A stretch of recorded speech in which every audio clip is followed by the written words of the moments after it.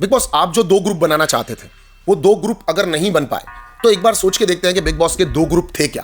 क्या ये वही ग्रुप थे जो बिग बॉस बनाना चाहते थे, जो एंड में बिग बॉस ने अल्टीमेटली बनाए।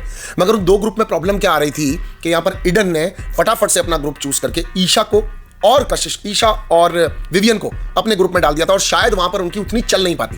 शायद ये चारों लड़कियां मिलकर के बहुत बवाल मचाती और इन लोगों को टेक ओवर करना था इस टास्क के ऊपर, इन 4 लड़कियों को। मेकर्स को ये चीज बिल्कुल भी अच्छी नहीं लगी, समझ में नहीं आई, तो मेकर्स ने फाइनली इस चीज को तोड़ दिया, ब्रेक कर दिया और अपने अकॉर्डिंगली टीम्स बना दी।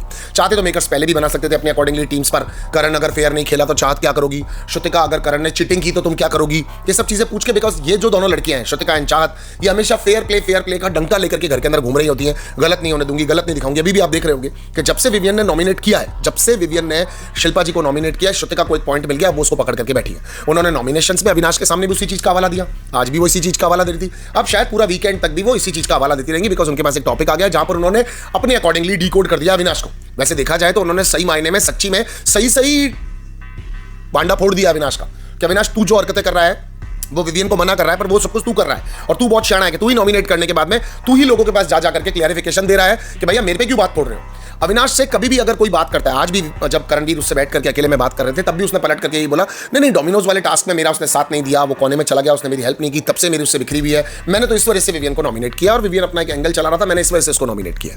That shows very clearly a selfish side of Avinash कि अविनाश यहाँ पर खेलना चाहता है। अगर कोई मामा बन रहा है, यानी बेवकूफ बन रहा है विवियन, तो वो उसको बनाना भी चाहता है, इसमें भी कोई मुश्किल की बात नहीं है। वापस आते हैं कि मेकर्स ने अपने अकॉर्डिंगली यहाँ पर लेफ्ट आउट प्लेयर्स की एक टीम बनाई जिसका सरगना सरदार उन्होंने रजत को बनाया। बट किस्मत की बात देखो कि उसके बावजूद भी यहाँ पर पेंटिंग ज्यादा अच्छी, वो टूटे फूटे बिखरे हुए जिनके पास कोई प्लॉट नहीं है, गेम नहीं है, काम नहीं है, वही लोग पेंटिंग ज्यादा अच्छी बना पा रहे थे। पर करणवीर जैसे डैश लोगों को, कमीनों को, मतलब कमीने लोगों को ये भी चीज देखी नहीं गई और उन्होंने आकर के उस पेंटिंग को भी बिखेर दिया, तोड़ दिया।